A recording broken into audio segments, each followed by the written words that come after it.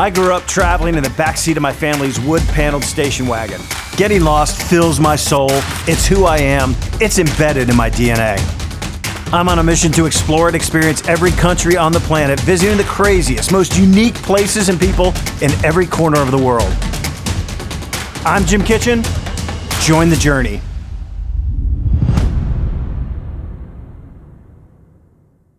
Syria, wow, what an incredible country. And so difficult to get into. As an American, it was next to impossible to get a visa. I actually waited about 2 years to get a visa. About 4 or 5 years ago, I was on the Lebanese-Syrian border, and there was shelling that day, so I had to wait, and it took me forever to get a visa. Literally was rejected 7 times before having my application accepted. Flew into Lebanon, and the country was in full-out revolution. It took us a couple of days to get from Lebanon, cross the border into Syria. There's a lot of hand-wringing. There's about a 7-mile border there, and the guards are lined up, and you have to go through immigration. There was a lot of hand-wringing as to whether or not we were actually going to be able to enter the country, but we got in. Such a beautiful and amazing country. Okay, to understand what's currently happening in Syria, you need to understand the parties involved. Now, first, you have the government in charge, the Syrian Arab Republic, which is led by President Assad and supported mainly by Iran and Russia.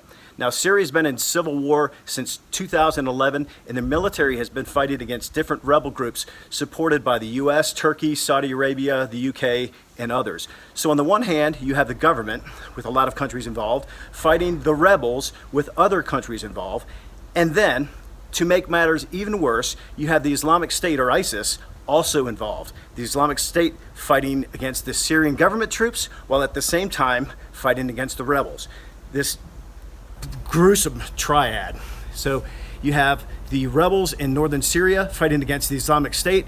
U.S. partners with them to fight ISIS, wipes them out. However, now Turkey, a major U.S. ally, doesn't like that the Kurds have captured so much land near their southern border. This is all a big mess, and this conflict has claimed close to 400,000 lives, with millions of displaced people and millions of people in desperate need of humanitarian assistance. You can see some of the damage done behind me. So this area was totally controlled, and many areas that's the things, like many areas that could be like very, very fine, and what you see in the news, you see the areas were totally destroyed. So you feel like, oh, all the city is destroyed. But there are destructions. I was surprised by the destruction. Look at the buildings. Walking through the streets of Syria, you would think there would be guards everywhere, there'd be security, but there was none of that. Downtown Damascus is a beautiful city. You can walk through the old streets. People are friendly. They loved foreigners, loved Americans. I saw a lot of destruction from the decades of war, but the people were so friendly, saw some amazing places. Today we're in Syria, in the capital city of Damascus, which is famous for 4 things. Number 1, it's nicknamed the City of Jasmine because of the beautiful scent that overcomes the city early in the morning. Number 2, Damascus was founded in the 3rd millennium BC, making it 7,000 years old, the oldest continually occupied capital in the entire world.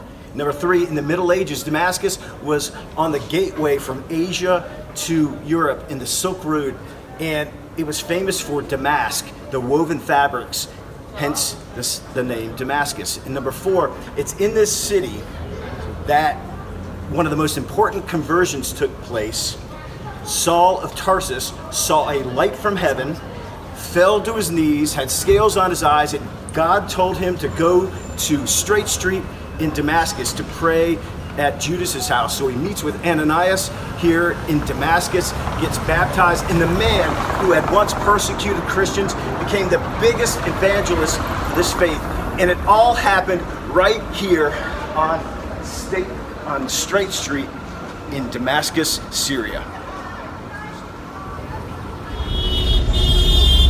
That's part of the mountain.